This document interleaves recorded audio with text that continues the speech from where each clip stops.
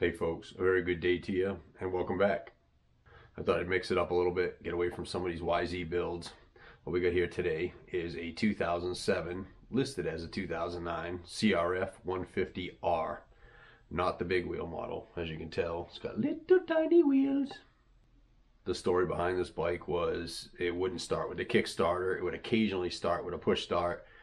The owner decided to take it apart and either lost interest or ran out of time and put it up for sale. So I am its new owner and we are going to figure out why this thing isn't running today. Stay tuned.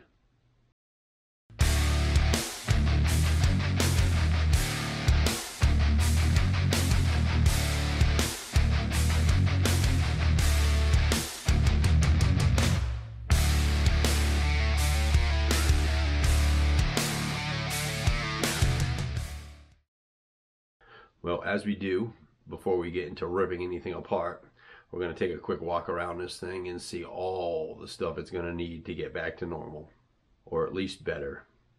Now, the owner did purchase a couple things in anticipation of fixing it up.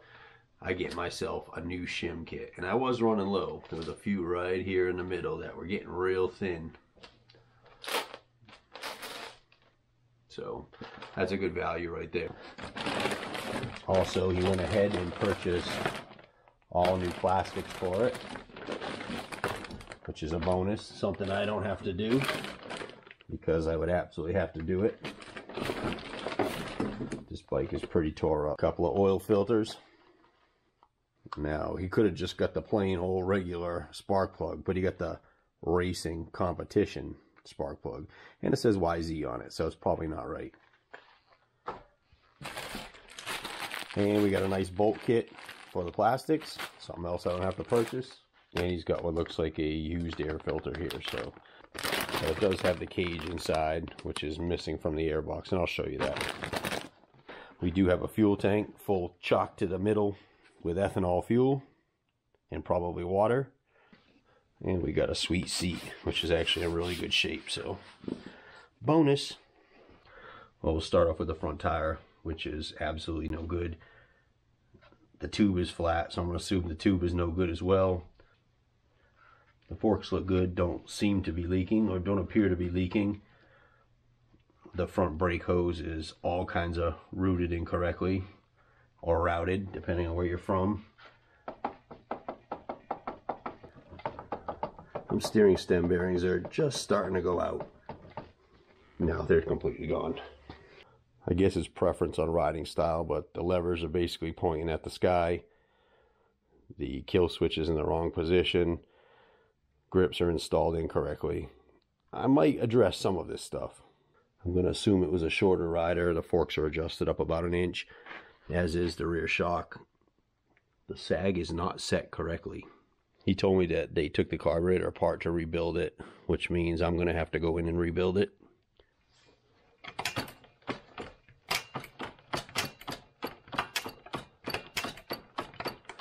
Transmission shifts through all gears properly.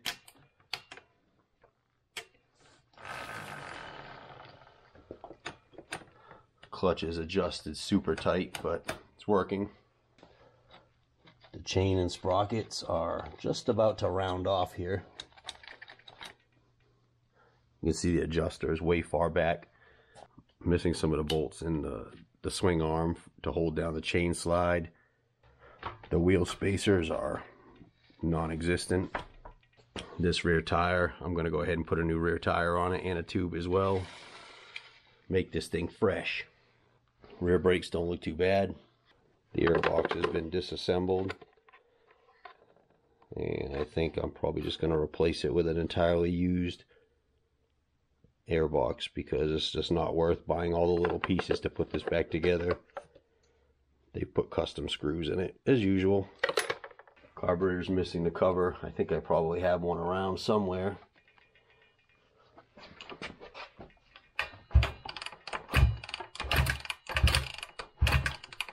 Definitely a lot of noise in this engine, but it actually feels like it has compression. So we're gonna have to rip this top end apart and find out what we're looking at.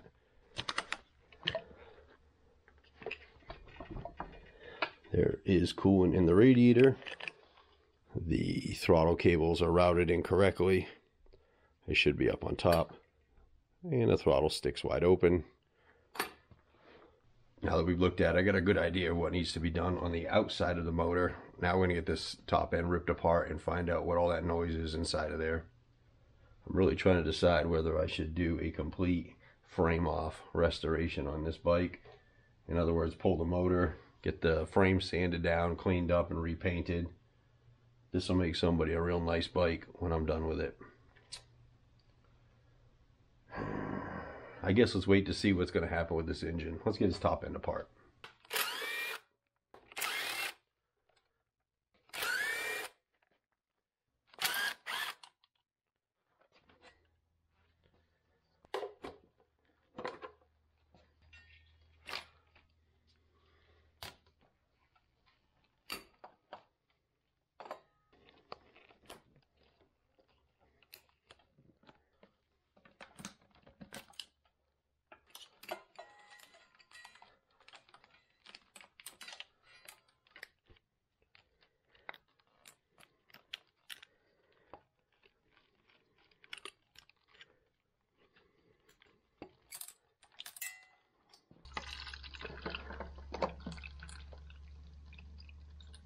One thing I'm noticing here is this oil level check bolt missing.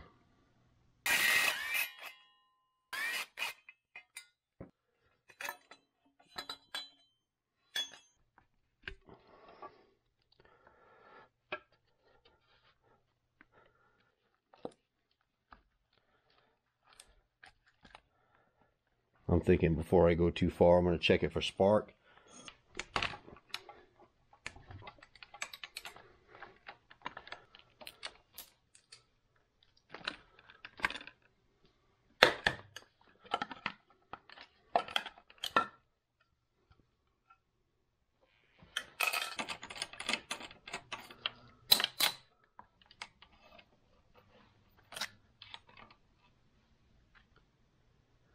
It looks brand new.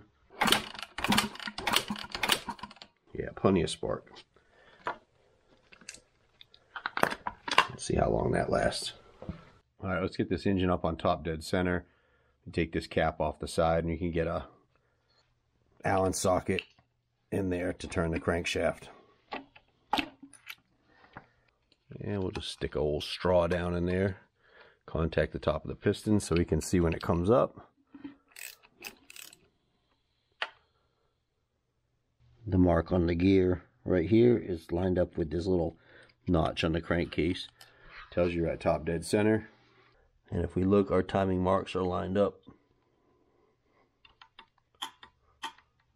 However, I'm feeling like we have the same issue we had with our other one, that the camshaft is spun on this thing. Let me get this tensioner out.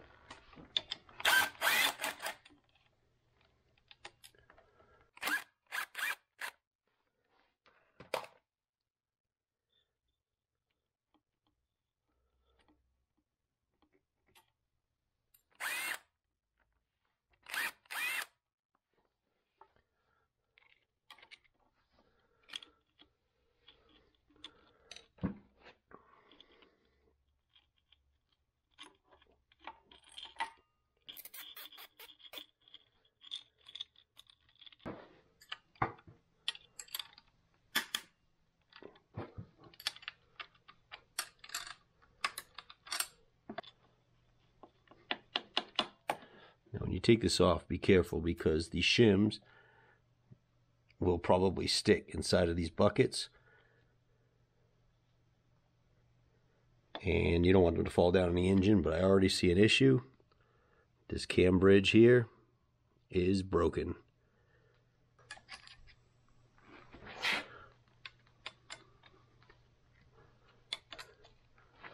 I took the radiators off to give myself more access. This head, because of the studs, has to come all the way up.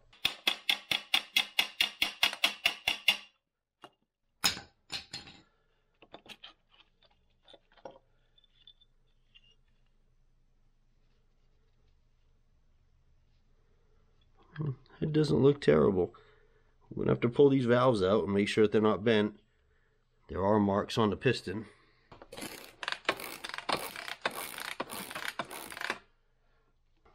Well, while we're in here, we are going to pull the cylinder off and measure up our piston rings. And we'll check our crankshaft.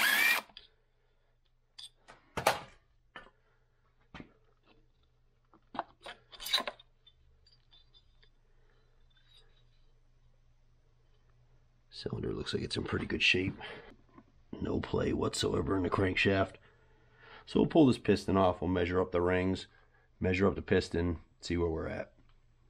Well, we want to go ahead and pull this camshaft out of this bridge. There's a snap ring in here that we have to remove. You know, when you played Operation as a kid, this is what it's training you for.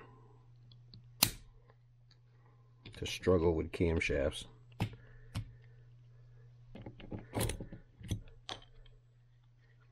We want to make sure our lobes are facing up, and we should be able to pull this cam right out of here. So we're definitely going to need one of these intake buckets and the cam bridge. Just comment on these. Well, I went ahead and measured up the cylinder and the piston ring end gap, and that's absolutely perfect. The piston is still within spec. It's got a little bit of minor wear, but actually everything's in really good condition. Dirty, but in good condition. This camshaft is absolutely spun. It's really hard to show you how far out it is, and it's just a little bit, just enough. Very common on these CRF150Rs, and as soon as I see this break here, I know that this camshaft spun for sure. So I need a camshaft, cam bridge, and I'm going to pull these valves apart and make sure there's nothing bent there, and I know what to order.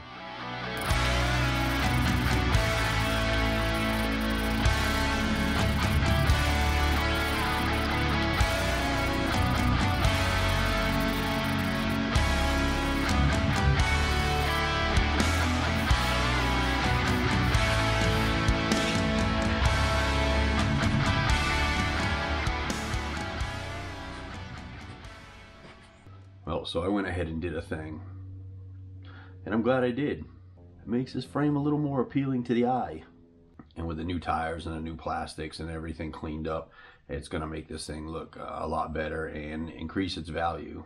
Also, this gives me a chance to put my hands on everything and make sure everything's tight and gone through every single bolt. So I think it was probably the right thing to do. I'm waiting on parts anyway, so might as well get it all cleaned up. So now I'll just start putting as much as I can back together while I'm waiting on the engine parts, every other part that I need. I just wanted to show you the paint. It's a Krylon Fusion metallic aluminum.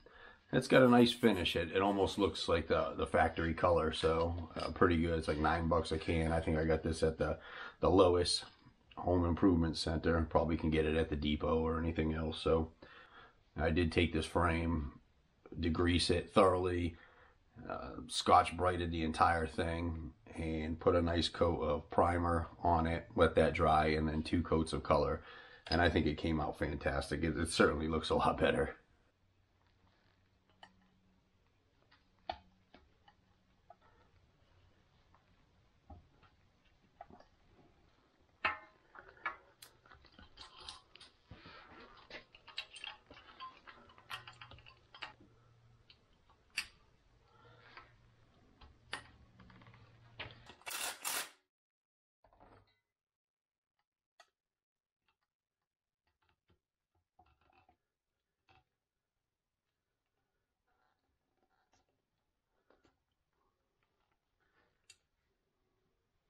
So as you can see, this lower bearing especially is not in great condition. In fact, if you can pull this off like that, it pretty much means that it's done. I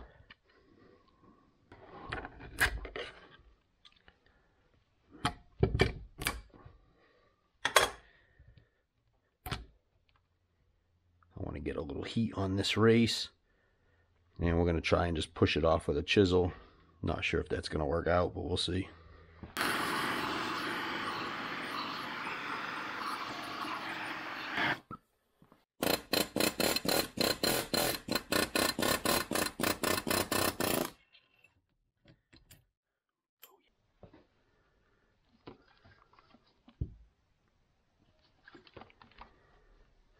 Well, on this completely rebuilt carburetor, already parts missing, so our low speed adjustment, the springs in there, there's a washer and a seal, not there. Not gonna run right.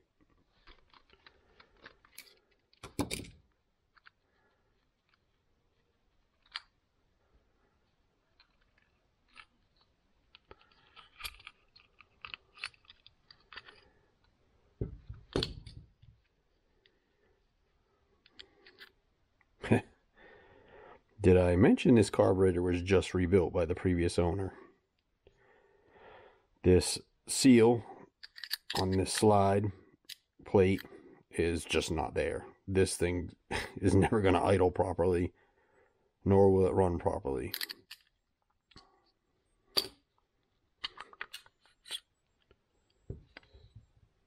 Oh yeah, our plastic gaskets.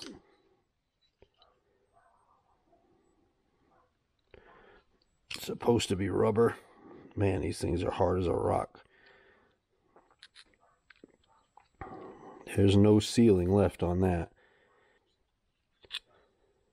Well, dust came out of there.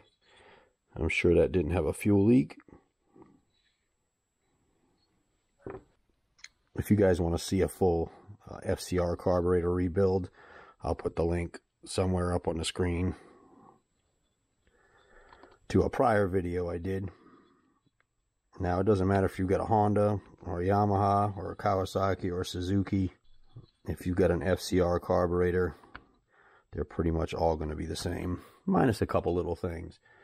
In fact, the kits that I get to rebuild these, it comes with all the mid-body gaskets and everything else, is for a Yamaha YZ250F.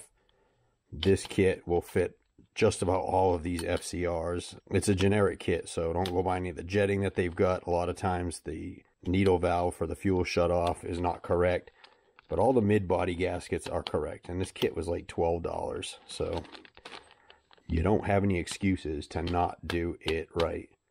Now, the large FCR carburetor kit is great. It will take care of most of your gaskets.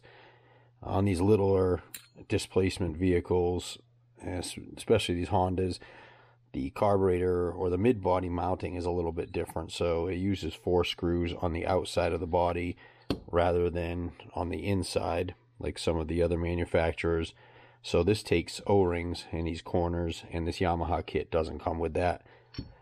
And secondly, this mid-body Venturi here, the gasket that comes with the Yamaha kit is too large. You can attempt to modify this so this will fit. All Balls makes a kit for another $21, which comes with all of these gaskets. So with a combination of the two, you can rebuild these. These parts are not available through the manufacturer, OEM. They want you to replace the entire carburetor body.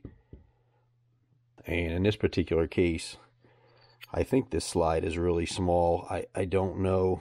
You can't buy this separately, this seal, unfortunately. You have to buy this entire unit. It's like $100 million or something like that. But I have a couple of these coming for Yamahas because they're very common.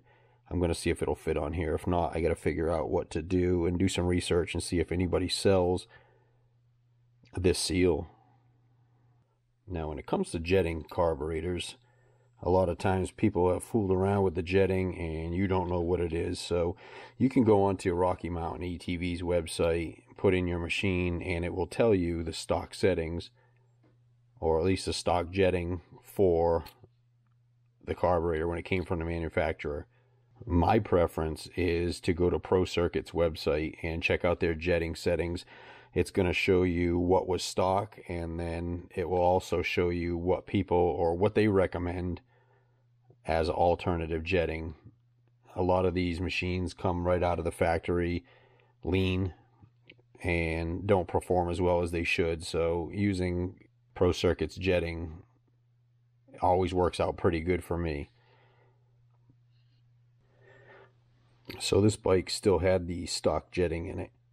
Now, my old ass eyes can't read these numbers, and even with my reading glasses on, which is like a ×3, I still can't read these numbers. So I actually have to use a jeweler's loop which works pretty good. But reading this, it's got the stock jetting in it, which is a 40 on the pilot jet and a 135 on the main.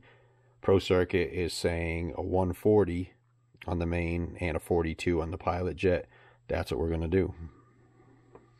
Well, that throttle plate gasket that I have for the 250s is too big for this, just so y'all know. It will not work. This Tusk carburetor rebuild kit is pretty cool. And here's your part number. This comes with this gasket. So if this seal is missing, like I said, from Honda, you can't buy it separately. You have to buy this entire unit. You can get it in this kit. This kit does not include the mid-body gaskets. So if you're doing a full carburetor rebuild, you're going to need this kit here, as well as a mid-body gasket kit for this. Now that we got our carb rebuilt, I need to reset our throttle position sensor to where it needs to be. First thing we need to do on this particular model anyway is we're going to take a resistance measurement between the blue and the black. I just like using an analog meter, but you can use digital. It's not a big deal. We've got right around, I'm going to just say about 4,100 ohms. So to get our proper setting, we have to do this real quick formula. And the formula is going to be A times 0.14 is going to equal B. So 4,100 times 0.14.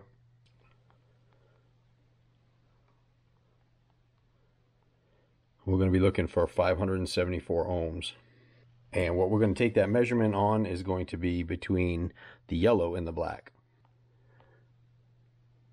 So we've got almost 900 ohms. We definitely need to make an adjustment on this. You loosen the screw and we'll turn our sensor. If you notice, when we turn the sensor back and forth, it changes our resistance reading. We're looking for about 574, and that's at this minimum setting that it'll go. I can't go any lower than that. That's about 550 right there. I can probably come up just a smidge. This is not super ridiculously critical. Once you get the ohm reading where it is, go ahead and snug it down. Once you get your sensor adjusted properly, go ahead and tighten down your torque screw. Now, one thing to keep in mind is this just going to be a base setting. You're going to have to go back and redo it, because when you adjust your idle screw is going to make a difference on where that position sensor gives you the resistance. So if you go in here and it's idling too low and you turn your idle up, now your idle resistance is going to be too high. So we're just going to get this on a base setting. It should have no issues with starting up. And then once we get this thing running and tuned properly, we'll come back and reset the throttle position sensor. Well, as it turns out, this bolt is not missing. It's broken off in here. So we need to extract this.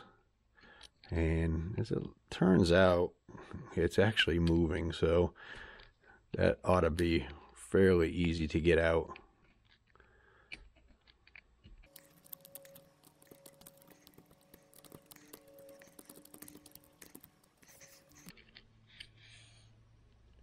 Well, as it turns out, something went my way.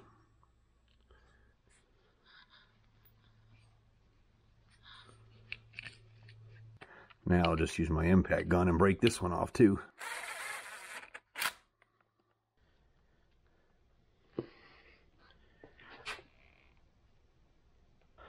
This tool here is for packing bearings with grease. Obviously you can do it the old-fashioned way with a big glob on your hand and just working it in to get it in here. This makes it a little bit easier.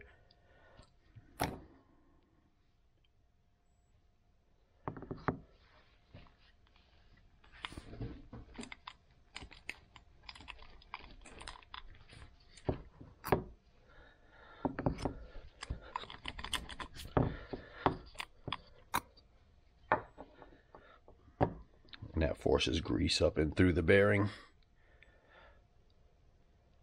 Now this is going to be my top bearing. I'm not going to grease the lower bearing yet because I have to heat this to get it on the steering stem. Now obviously we're not going to be able to use the bearing packer once this is on there, but we'll just force the grease in the bearing manually. I've got one quick shot of this. I just pulled this out of the freezer, which will shrink it, and I'm going to heat this inner race and see if we can slide them together.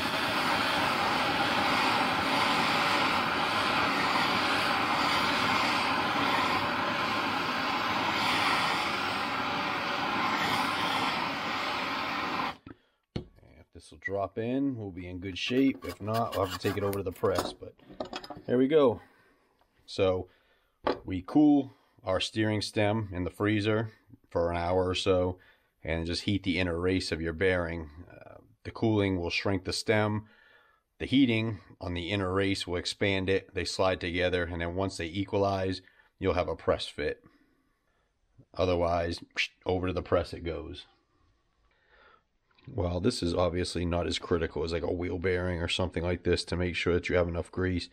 Steering stem only turns back and forth. It's not spinning constantly. So there's certainly not as much pressure on it. But we definitely want to get a good amount of grease down inside there. Take your time. Try to pack it in the bearings and the rollers. Now, if you have a press, you can grease this bearing like we did with the top one and then just press it on. But if you're doing this at home and you don't have a press, you're just doing it in your garage, this is going to be the best way to do it.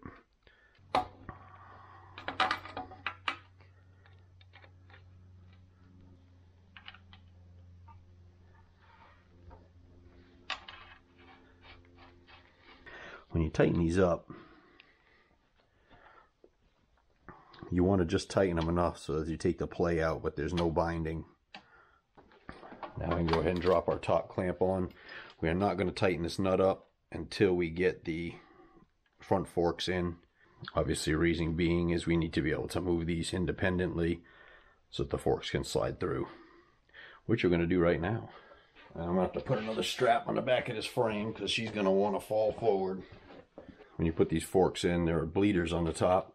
These bleeders need to face towards the front.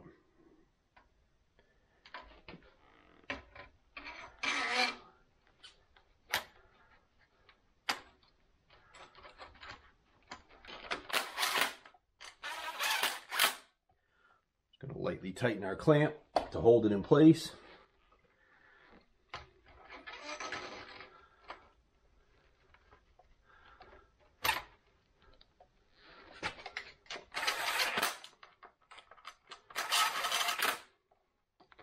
Now just go ahead and tighten this top nut to about 4,000 foot-pounds or whatever your manual calls for.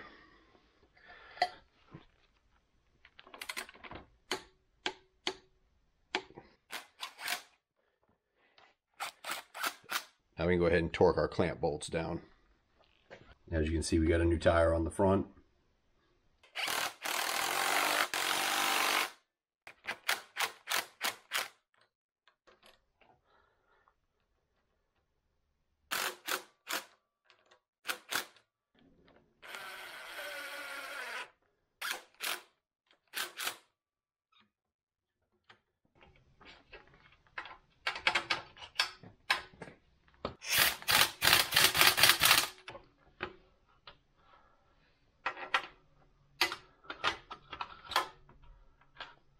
I'm just going to put this pivot bolt in temporarily. It goes through the back of the engine. I just want this a little bit secure so I can put the rear wheel back on.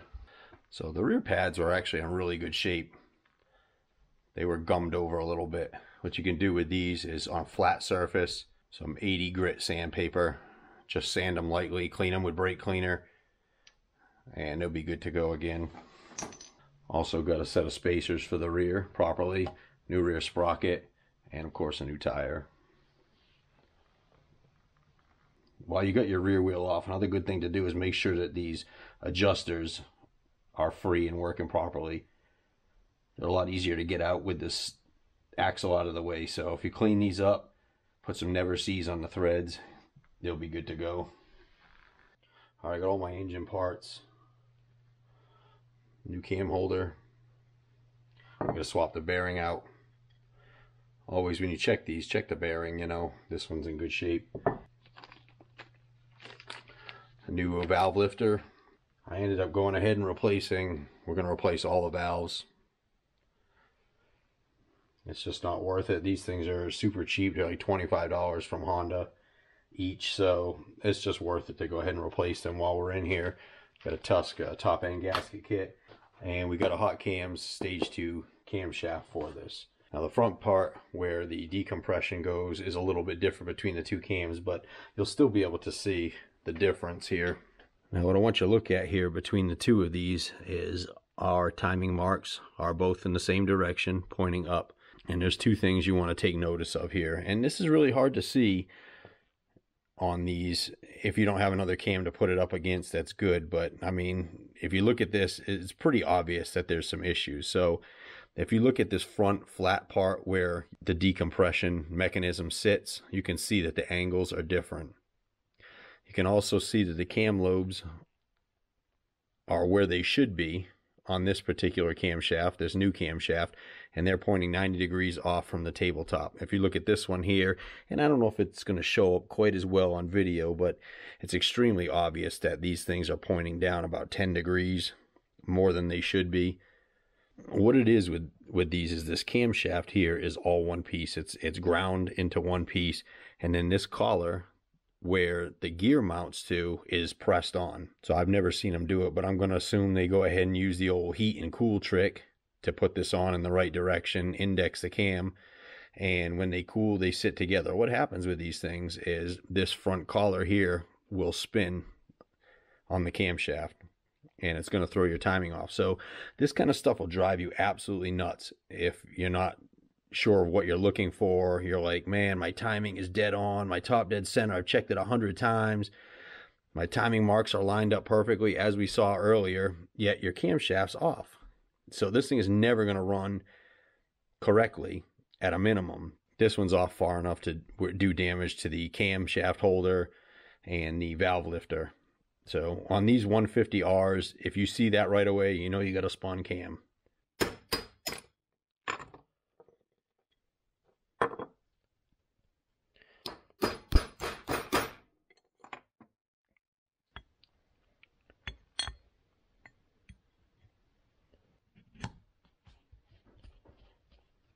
Now we're not going to go ahead and put the snap ring in yet because this camshaft is going to be in and out a few times while we try to set this valve clearances.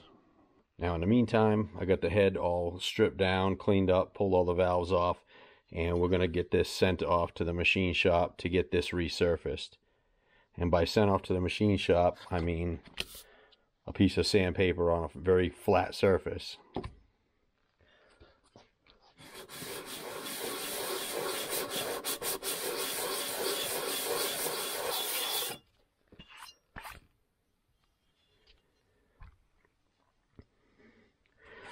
Now we know we got a couple of little tiny low spots here. I'm just going to go a little bit more. We don't want to go too much with this because the more you do this, the more you raise your compression ratio, and not the right way.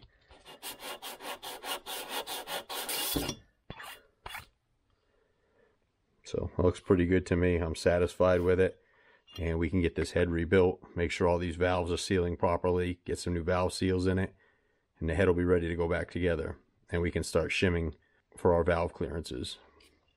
So next thing we want to do is lap these valves into these seats. And then after we're done with that, we want to be sure we maintain the same orientation. So if I lap this valve into this seat, I want to make sure I keep it there and I don't mix them up. I've already done a really good inspection on my valve guides. There's no damage on the top. A lot of times when valves bend, you'll notice that these will be cracked or broken, and in which case you'll have to replace the valve guides. This one's going to go here. Get you some valve grinding compound. It's like a pasty sandpaper.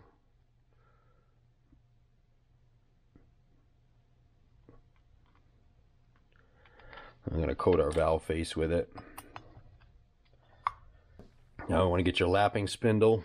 It's got a suction cup on it. Sometimes they stick to the valve. We're just going to slowly rock it back and forth. Make sure we have a good mating surface between the valve face and the valve seat, and also we'll be able to check where our valve seat is meeting on our valves, which will determine whether or not we need to do a valve job. Now this isn't the best way to tell. You want to use some machinist dye, but once we clean off the abrasive, we can see this dark gray line which is right in the center of the valve face, which is absolutely perfect. Once you get all your valves lapped in and everything looks good, get your head back over to the parts washer or a can of brake clean and clean all this abrasive out of here real good. This will destroy your engine if you leave it in there.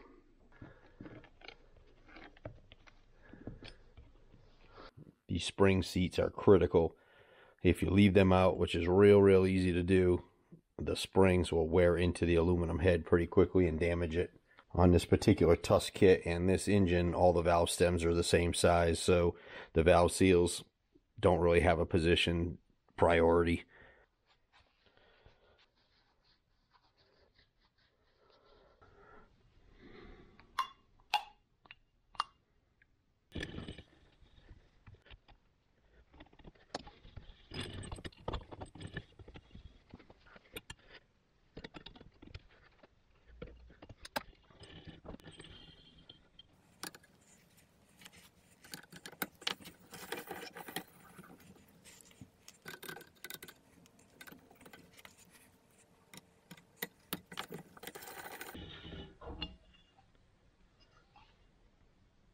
Next, I just want to take a small punch right on the tip of the valve stem. Give it a light tap to seat the keepers. You don't want to hit them too hard because these valves could contact the bench and cause bends. Just seating them.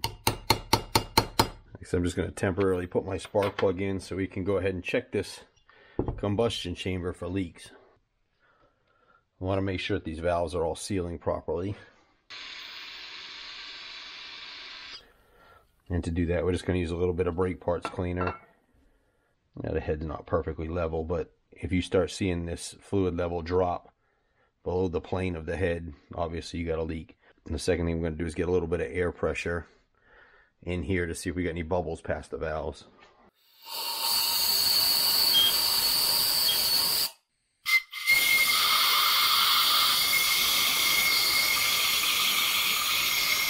Now, if you notice any air bubbles coming up around your valves, that means it's not sealing properly. And now's the time to pull it back apart and find out why. Either your seats are not cut properly, there's damage to the seat, damage to the valve face, the valve's bent. Obviously, new valves, we don't have that issue. Our valve seats look real good on this. They lapped in perfectly, so I knew we weren't going to have any issues, but we're going to test it anyway. So we're assured now that this head is sealing, these valves are sealing properly. I just noticed it, and I guess I should bring it to your attention. I do this stuff all the time, and it kind of slips my mind to make mention of it. But with this particular one, if you look at these, you have shorter and longer valve springs. The shorter valve springs are going to go on the intake side. As you can see, the land where they sit on the bottom sits higher than the exhaust side. So the longer ones will go on the exhaust side, the shorter ones will go on the intake side. Next thing I'm going to do is give my cylinder a light hone with one of these dingle ball honers.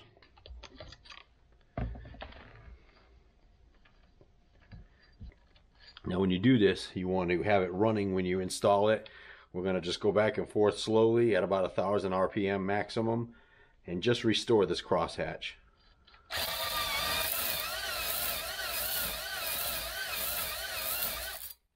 And the cylinder's really in good shape, so it doesn't take too much. In fact, you don't want to do too much because you don't want to damage the Nickel coating. We just want to restore that crosshatch pattern. Now, if you look at that cylinder, she's ready for a new set of piston rings. Of course, I'm not going to get rid of the scratches. There's very light scratching here. Nothing I can catch a fingernail on. This is just to restore that crosshatch pattern. It's not going to fix any imperfections in your Nickel. If you've got taper to your cylinder, an out of round cylinder, deep gouges in your cylinder, Nickel coating damaged, there's no way to fix it except for replace the cylinder or send it off and have it recoated. But at this point now, we'll just take this over and wash it real good. Now, the camshaft chain on these engines are very stout. Too bad the same can't be said for the camshaft.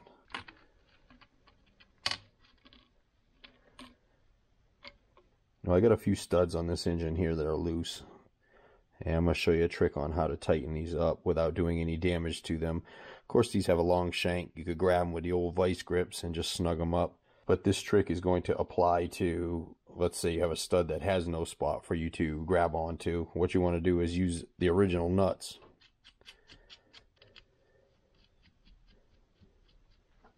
And you're going to tighten them against each other.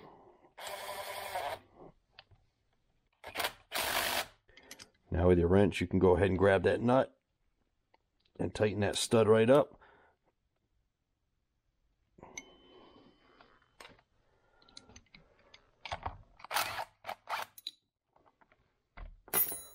and it's that easy. All right, now we got our cylinder and piston prepped. Got a new set of piston rings. And first thing I want to do with this is check my ring end gap. And to make sure that this is correct orientation, there's a mark on top, super small, hard to see. If you got good eyes, you'll probably see it a little bit better. But we want to get this in the cylinder and get a measurement of our end gap.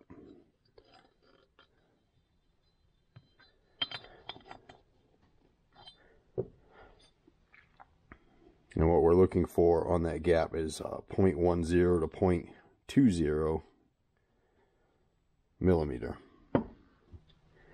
I'm not terribly worried about the top end of the spectrum. I just want to make sure that a 0.10 will go through and that the ring gap is not too tight. And as you can see, it does go through just fine. You can go ahead and throw your oil control rings in and check those as well. I've never had to file oil control rings. They've always been within spec. I've got my rings oriented properly on my piston. And I put a mark on it to show the exhaust side. Normally there's a mark on the piston. This one I'm not seeing it. So just not to get confused, I put a mark on it. And we want to keep the same orientation in the cylinder. What I like to do is put the piston in the cylinder and then marry the two with the engine. I find it's easier than putting the piston on the connecting rod and then trying to fight the cylinder on.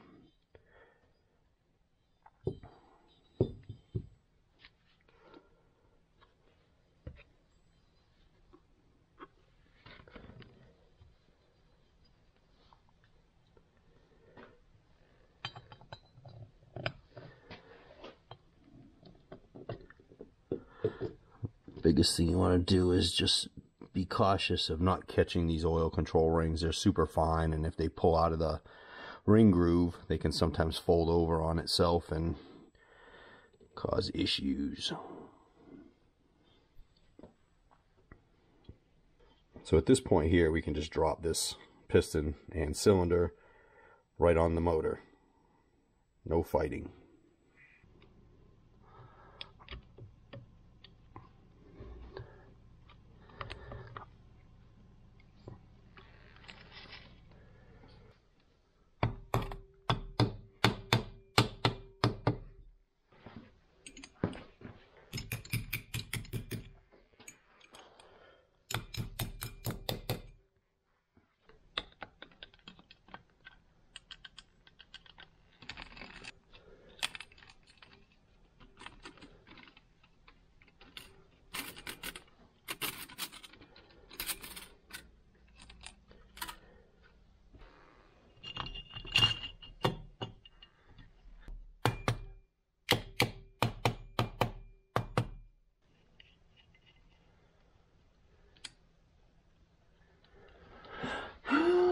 Bring it down with an impact gun.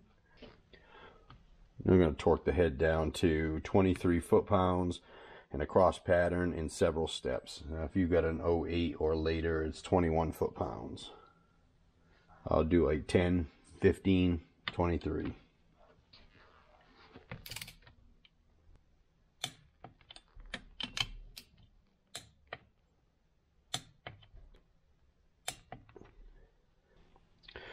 Now we're going to go ahead and shim these valves. I'm going to go ahead and just put the original shims back in where they work because I need a starting point.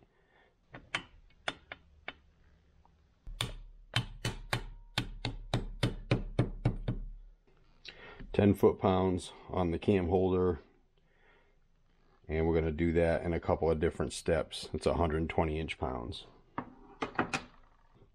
Once the cam holder is tightened down, we're going to line up our timing mark on the cam holder and take our measurements of where we need to be. Now, if you're using a factory cam, go with the factory specs.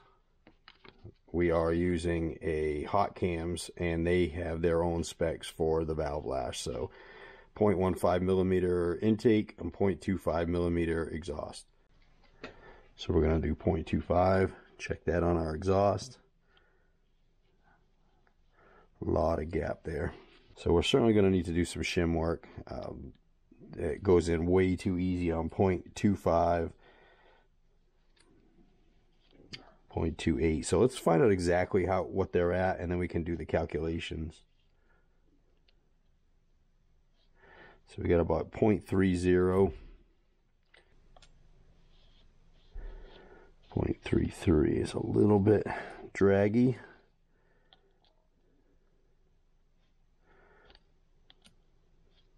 We got a 0.35 here.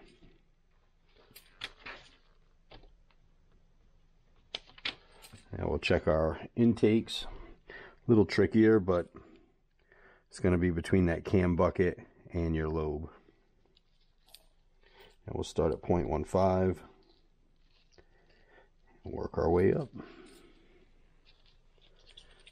Falls right through, falls right through. 0.3 is getting tight.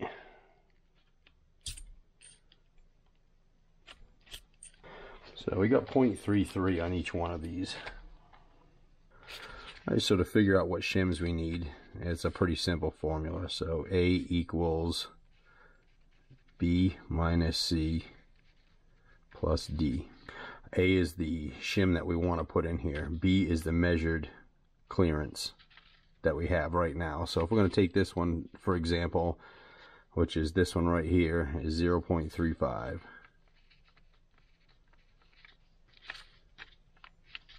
C is the specified valve clearance, which is 0.25.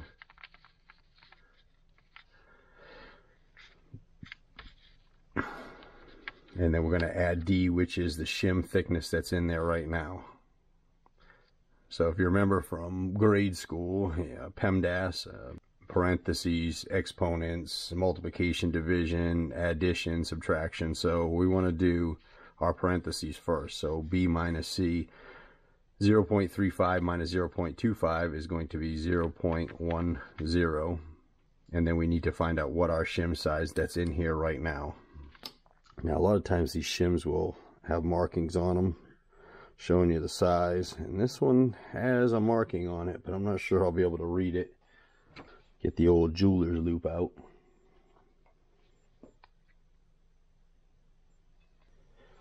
And unfortunately I cannot read it, so we'll just have to take a measurement on it. And we've got about 2.25. So if we go ahead and throw our final measurement in there, we can add this up. It's going to be 2.35 is the shim that we need for here to bring us into spec. And we got 2.35. So that shim should fix this valve, and we're going to do the same thing on every other one. So just to recap, A is going to be the shim that we want to replace this with. B is going to be a measured clearance. C is going to be where you want to be, and D is going to be the shim that's in there right now. So with this one here, we'll just put 0.30 minus 0.25 will give us 0.05 plus whatever size shim is in there, give us our new shim size. It's going to be about 2.15. 2.15 plus 0.05 is going to be 2.20 is what we're looking for this particular shim. 2.20. So to shim the intakes, you'll have to pull the cam in and out to replace the shims under the buckets. Once all your shimming is done and everything is in spec, don't forget to put your snap ring back in. The next step is to get our piston on top dead center. That means the piston is at the top of its travel. A couple ways to check this. You can throw a straw or a screwdriver down inside of your spark plug hole and rotate the crankshaft until it's at its highest point. You can verify that through this hole on the side of the timing cover. There'll be a mark on the flywheel. Or on the other side, there is going to be a mark and it will line up with the case.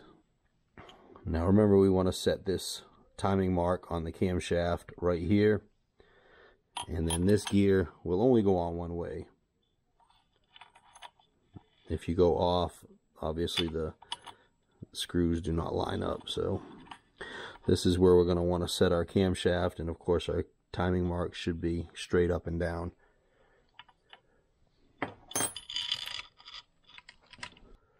So at this point here, without moving our crankshaft, I'm going to slide this gear on and get it lined up with the camshaft. Obviously you can see I'm off. It's a little bit of trial and error.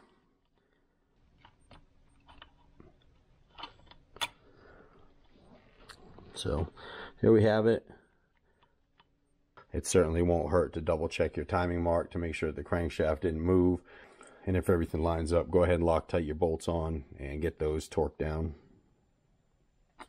At this point here, you can go ahead and put your stock decompression mechanism.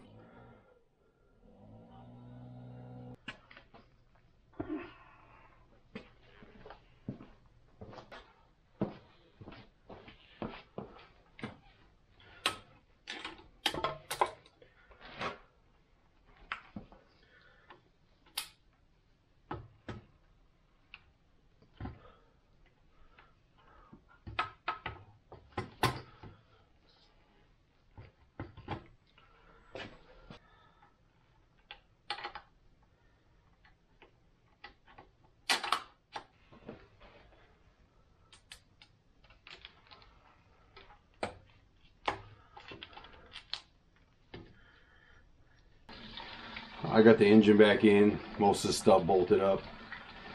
Got a couple drops of oil in it, some coolant. Gonna get a little bit of non-ethanol in here, and let's see if this thing will bark.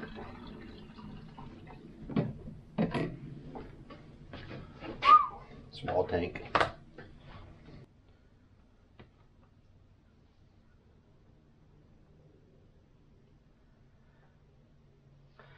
Thirsty little bugger. So let's get this accelerator pump working.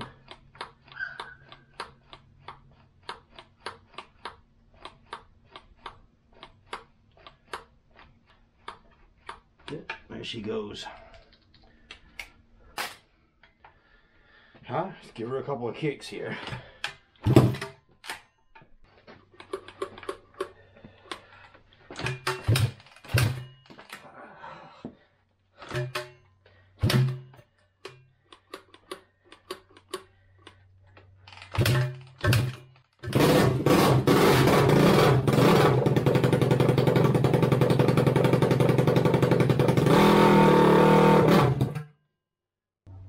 Alright, let me get the air box and the rest of the exhaust on this thing before we run it anymore.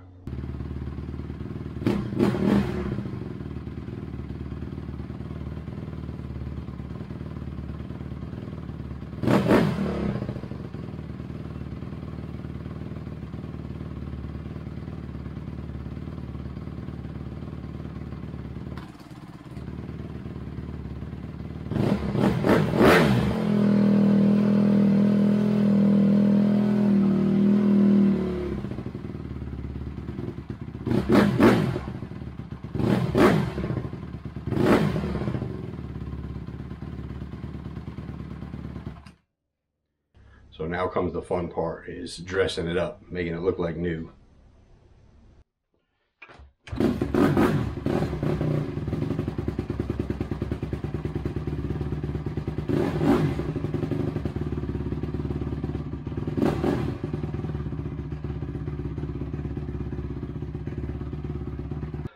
Well, as it turns out, this is a cool little bike. Got lots of power, she runs real good. It's gonna make somebody real happy.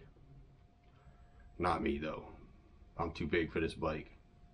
But as always, I want to thank you all for sticking with me, watching my projects. If you haven't subscribed already, please consider doing so. Don't cost you nothing. If you like this video, give it a thumbs up, share, comment. All helps my channel. I want you to know that I appreciate each and every one of you. Thanks for watching, and we'll see you on the next one.